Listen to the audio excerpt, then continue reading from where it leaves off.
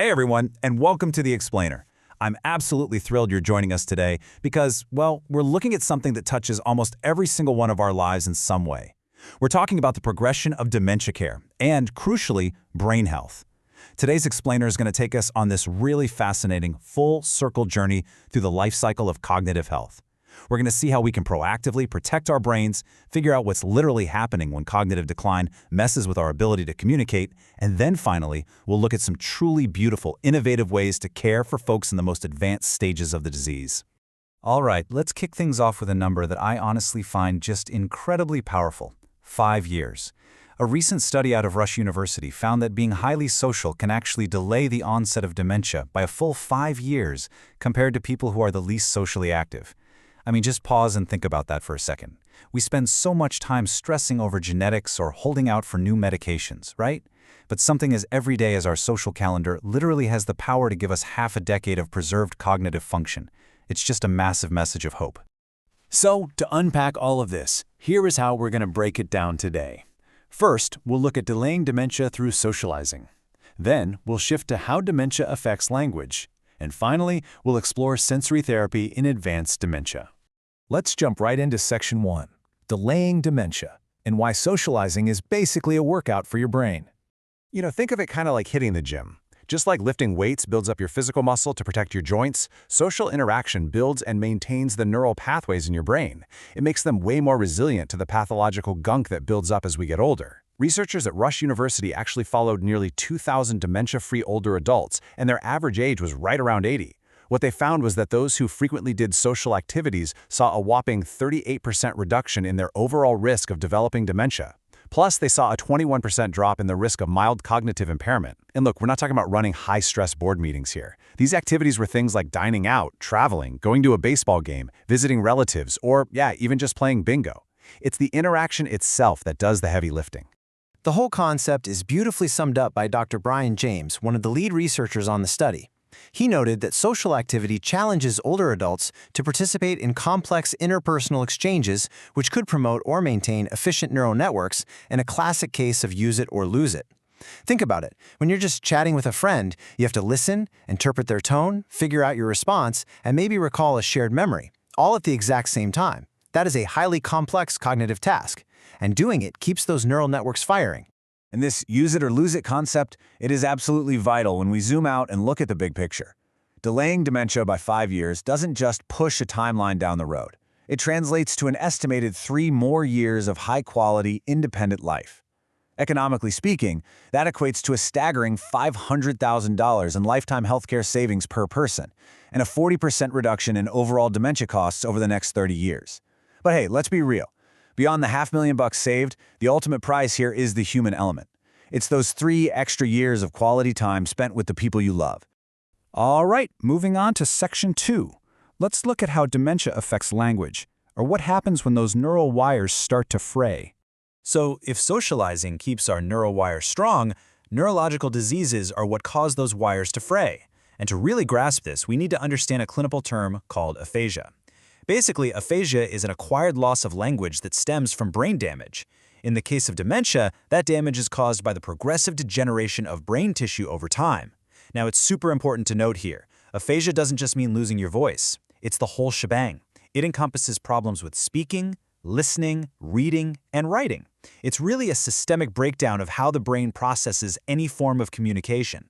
Let's see how this actually plays out, because aphasia generally falls into 2 major categories that look and frankly feel very different.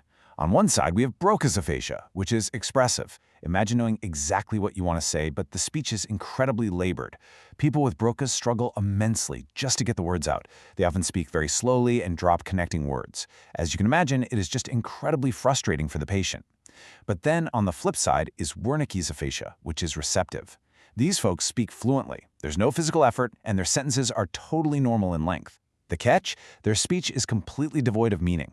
They might use completely made-up words or casually call a spoon a fork, all while being totally unaware that what they're saying makes 0 sense to the person listening. The reason these 2 types of aphasia are night and day comes down to pure anatomy. If we map it out on the brain, Broca's area is tucked right into the left frontal lobe. It acts as the motor control center for speech production and articulation. So when that area degenerates, the physical, mechanical act of speaking breaks down. Wernicke's area, on the other hand, sits further back in the posterior superior temporal lobe, and it's basically the comprehension hub. So when that area is damaged, the brain can still physically make the sounds to speak, but it totally loses the ability to translate and process what those words actually mean. A condition called primary progressive aphasia, or PPA, perfectly illustrates how the disease selectively attacks the brain's language network. Depending on exactly where the tissue starts to degenerate, patients might develop the non-fluent variant, where they just really struggle to produce speech. Or they might develop the semantic variant, where they can speak with perfect grammar but lose the actual meaning of words and objects entirely. Or there's the logopenic variant. This one's often associated with Alzheimer's, and it causes slowed speech and a really tough time naming everyday things. Basically, the disease dictates the deficit based on exactly which wires it cuts first. Okay, let's head into our third and final section, sensory therapy in advanced dementia and how we connect when words fail. So when those language networks are severely damaged, how on earth do we maintain human connection? Well, the answer often lies in these really amazing multi-sensory spaces called snoozlin rooms. Take a look at this 88-year-old patient. The researchers refer to her as M. Now, M has advanced, unspecified dementia, severe cognitive impairment, and a really high level of anxiety that usually manifests as constant agitation and wandering. But here, you see her using a little color switch to control this glowing bubble tube. And guys, this isn't just playtime. This is a highly targeted clinical intervention. It's designed to completely bypass her damaged language centers and connect with her directly through sensory input. To pull this off, the therapists use a method called person-centered care. They don't just toss me into a room with some flashing lights and hope for the best. They actually built a custom sensory biography just for her. Since they knew she responded well to visuals, they projected images of her hometown and traditional festivals onto a big screen to spark her autobiographical memory. And it worked. It actually prompted her to vocalize pleasure. Also, to give her back a sense of autonomy, which sadly dementia deeply strips away, they let her control the lighting with that color switch. And to tackle her severe anxiety, they used a waterbed that provided soft tactile stimulation along with moisturizing cream massages. The entire setup is built around exactly who she is and what her frayed neural networks are still able to process. And wow, the results are incredibly compelling. If you look at M's physiological measurements, you can see this beautiful steady drop in both her systolic and diastolic blood pressure from right before the session to right after. And then, on the behavioral side, just look at the massive leaps from the pre-session measurements to the post-session ones in categories like emotional well-being, relaxation, and even communication.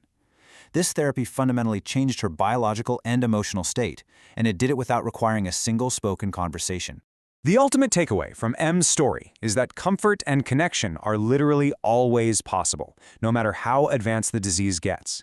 Structured sensory environments, like the snoozlin room, can drastically reduce anxiety and restore a real sense of calm and well-being, even for patients with severe cognitive impairment. In fact, the researchers noted that M went from being highly anxious and demanding constant physical contact with her therapist during her very first session to just laying there, completely calm and relaxed on her own by the final sessions. It's a real game changer. Well, we've covered quite a spectrum today, haven't we? From the pure power of a simple conversation to delay dementia by 5 years, all the way to using targeted light and touch to soothe the mind that's lost its words. Which leaves me with one final question to pass along to you. How are you going to stimulate your brain's neural networks today? Are you going to seek out a really challenging conversation, maybe lean into a brand new sensory experience, or perhaps finally learn that new skill? Remember, it's use it or lose it. Thank you so much for joining me on this explainer, and I absolutely cannot wait to explore our next topic with you soon.